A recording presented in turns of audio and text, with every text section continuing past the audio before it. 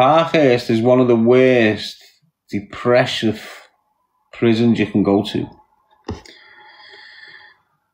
Side 1, swale sides surrounded with water. Yeah, it's a bridge over, innit? What about Humber? Yeah, I've been there, mate. Whole prison, you mean? Where is swale side, Darren? Kent, mate. So they sent me to the Isle of Wight, which is Parkhurst, for a year. And then they sent me to the Isle of Sheppey, which is another jail at the end of the country. And I was there for 11 months. Scout Shares, nice one, that.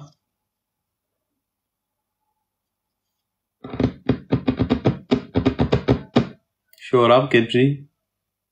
You been in all course. Got barred in 1996, mate.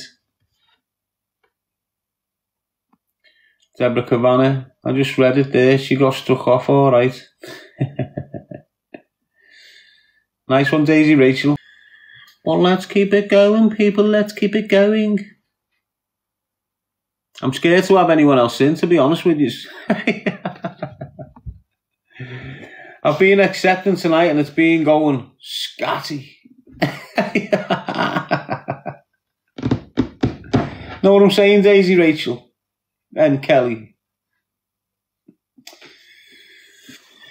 I say that story the most Google tonight. It came up straight away. Yes, Deborah. Ever been in Barlinnie? I'm not sure what jail it was, mate. It was one in Scotland.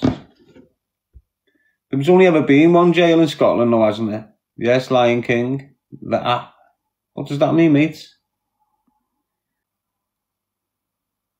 Mooching rounds. And it was you.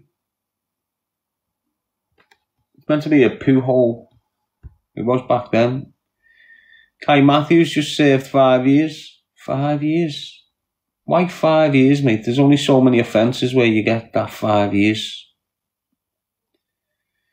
No, I don't, Mason, mate. I've got no brothers in my eyes. Strawberry pops. Waste of precious time. Priceless time. Trust me. Choose a life, not a knife, lad. Keep yourself free. Stay away from them groups or them people that's willing to risk your freedom. I'm trying to leave that behind.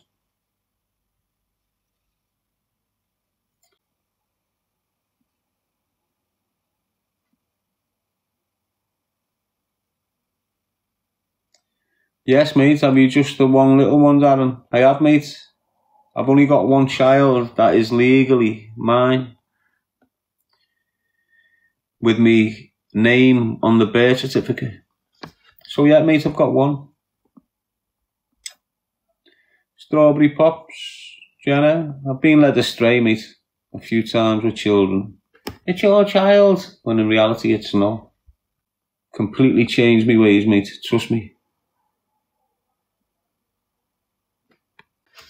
Loads of us are. Do you remember years ago that we used to be in a routine and everyone would be in bed for a certain time and up for a certain time, and now it's like the country's 24/7 now, isn't it? And the reason I'm like that is because of the amount of time I've done in custodial settings. For years and years and years and years, I've always been up at the crack of dawn.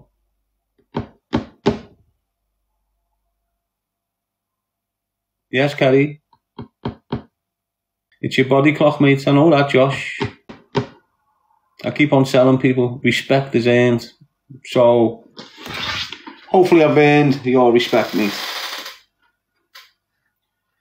Dealers, gangsters, crime families, they don't earn your respect. They gain it through fear. There's loads of people that appreciate what I do. And I know I keep on referring back to these organised crime groups and crime families in the city of Liverpool, but it's because I'm speaking about them. There's a lot of people scared to align themselves to the message. Do you understand what I'm saying? So that's why it's very difficult to get out there and, you know, make a as powerful as can be, because no one's willing to align themselves to it because of the people I'm offending. Everyone's scared of them, aren't they? Everyone is scared of the organised crime groups and the crime families within their cities and their communities. Scared. And that's why you don't get anyone else speaking the way I speak. They just won't do it. There's too much risk for them. They've got children. They've got families in the area. Me, I've got no one. The only things I've got is my partner and my child. And I don't live with them. And I won't share the same house as them. For that reason, to keep them safe, to keep them away. If anyone comes through this door, they can come for me. They'll have a fight on their hands. Doesn't matter how many come through or what they've got in their hands. Someone's going to suffer out of that group that comes through, you're on it. But if I'm in a house with my child and they don't give a f*** Liverpool. They'll come through your door in Liverpool, and if there's a kid there, it is what it is. They don't hold back. You've just seen an example of that, haven't you, 2 months ago? They don't give two. So I've basically been alone all my life. I've been one of them kids that likes to be alone through the care system, the YP system, con system. Even when I'm out and I've got all these... So before I went to jail, I had loads of lads around me. All gangbangers, all game, all making pure dough. But I've never really been a part of it. Do you understand what I'm saying to you? I've always been just me. I've always just bailed and had my space and not told people where I'm staying and, just always been like that. So nothing's changed really. I think it's your destiny, innit? If you're meant to be like that, you're meant to be like that. If you're not, the world works in mysterious ways. So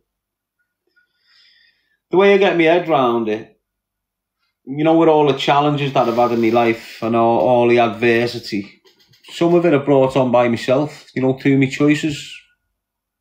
It was me that chose to fall into organised crime, although I was led down a path from an early age. At a certain age, you mature. So if you're 13, 14, 15, you're not really on the ball.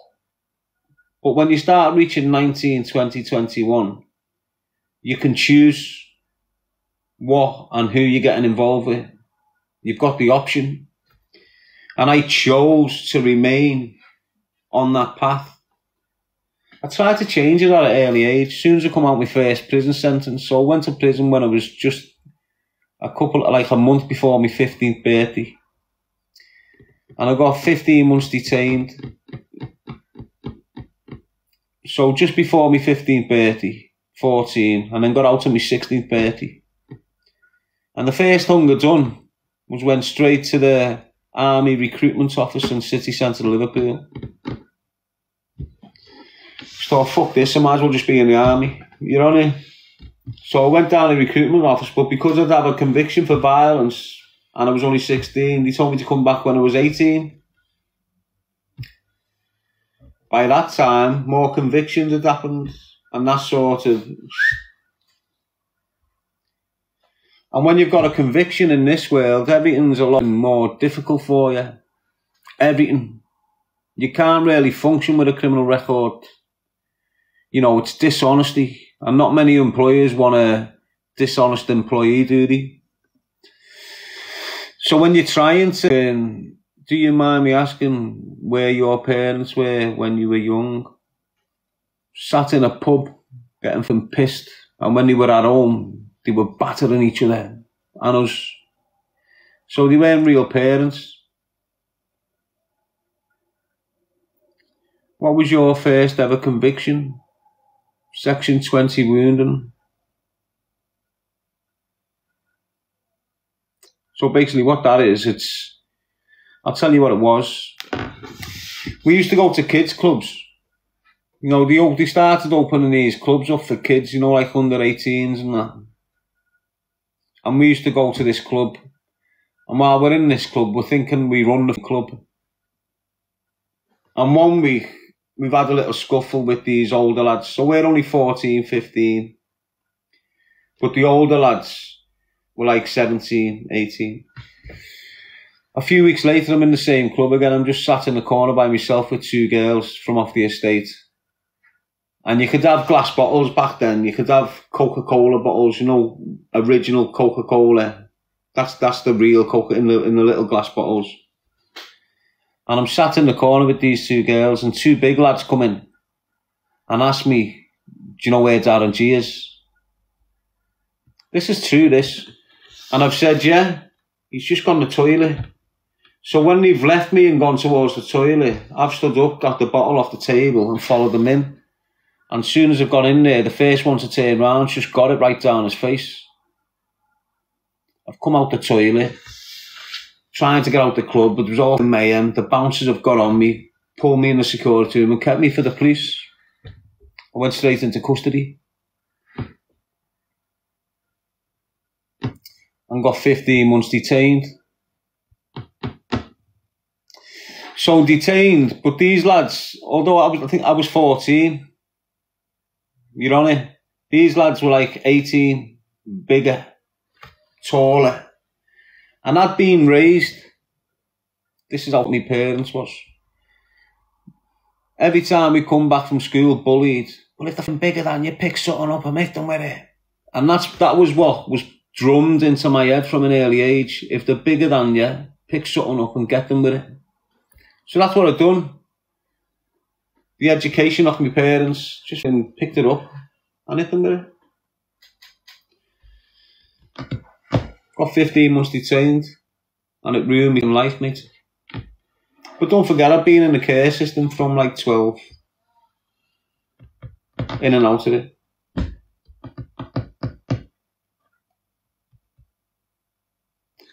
And loads of people always ask me, what's the biggest regret in your life? And the first thing I tell them, my parents. It's all about your parenting. It's all about your guidance with your children. And that's fact. If I would have been born in the house 2 doors down, my life would have been completely different, honest to God. But because I was born in a house that was dominated by violence and drink, you've just got no chance, have you?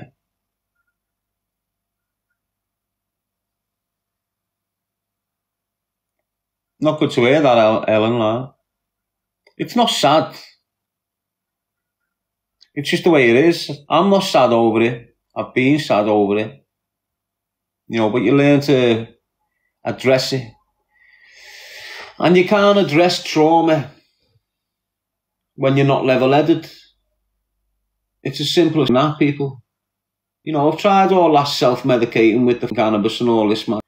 It doesn't fix nothing. It just covers it over, makes you feel better, ruins your emotions, basically. Do you understand what I'm saying to you? If you've got trauma and you're trying to address it while you're on medication and then deal with all your childhood trauma, that makes sense?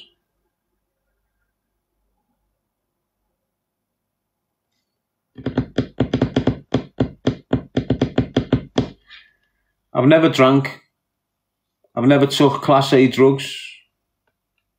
I've always had a weakness for the devil's leaf that all the kids are smoking now. But I knocked that on the head 9 months ago, and I'll never go back to it. And all these kids that are there now, you probably started blazing to have a good sleep of a night. Now you don't even go to sleep of it. Do you understand what I'm saying to you?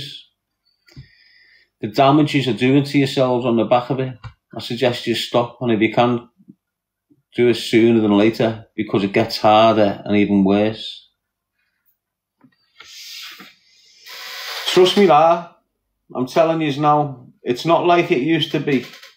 It's definitely not like it used to be. And that's why you've had the powers that be promoting it. being very vocal about it.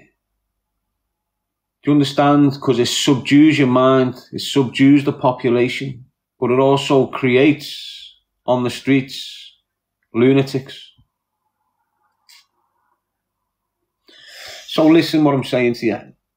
You see the groups at the bottom of your street, they've got differences with other groups. And because they're committing offences, they're also paranoid about the police turning up every 2 minutes. So a young man at the bottom of the street mixing with this group of lads on the estate that's always been there, they grew up there, they're all based on the estate, they've got the problems with another group off another estate, so they're being very observant, a little bit of paranoid streak going on. They've also got the police, they've got money on them, or they might have this on them, and they're all blazing weed in that mindset. Do you understand? They're blazing weed in a mindset that you shouldn't be blazing weed in. So, for example, if I'm in this room, these lights on, little bit of vibration music on, little bit of Bob Marley over there or something, just getting high. The mind's relaxed. I know I'm safe. I know no one's coming in. I know we can't be harassed by the police or by that gang round there. We're just chilled out. Getting high, probably go asleep. The other dynamics to it is I'm on a street corner. We've got that gang having beef with us. We've got the busies on us all the time. So when you're blazing in that state of mind, you're just constantly observant. You can't rest. You're not relaxing with it. You just that off it. If you're continuously in that mindset and blazing at the same time, for months and months and months and months and months, you become a schizophrenic. You become a paranoid schizophrenic. And the kids these days, 13, 14, they're on the end of the street all blazing with that mentality. Or they could come round the corner, or this could happen, or the police are there, or da-da-da. You know, proper agitated mind. But what the kids are smoking these days from the age of 13, 14, by the time of 16, 17, they have got schizophrenia. Every single one of them. And because they're younger, it takes away certain paradigms of thinking. So they won't think about the consequences of their actions. They won't give two about it. They're still very, very young. The drugs have subdued the emotions. So they'll think after they've done it. And what you're seeing now everywhere, it's too late.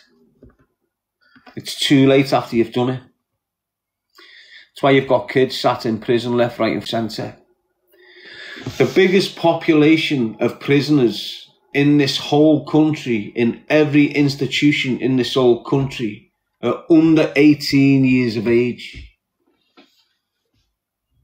It's not adults, it's kids. So if there's 90,000 inmates in this country, 40 of them are children. 15, 16, 17, 18.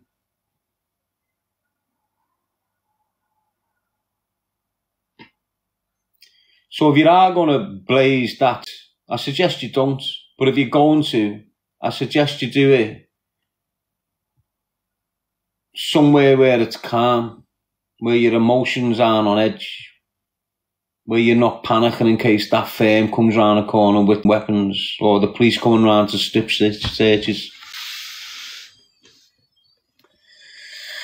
Anyway, I've just had a FaceTime there of my baby's mum, which is unusual. So for the past 10 minutes I've been thinking, what's wrong? So I'm going to bail.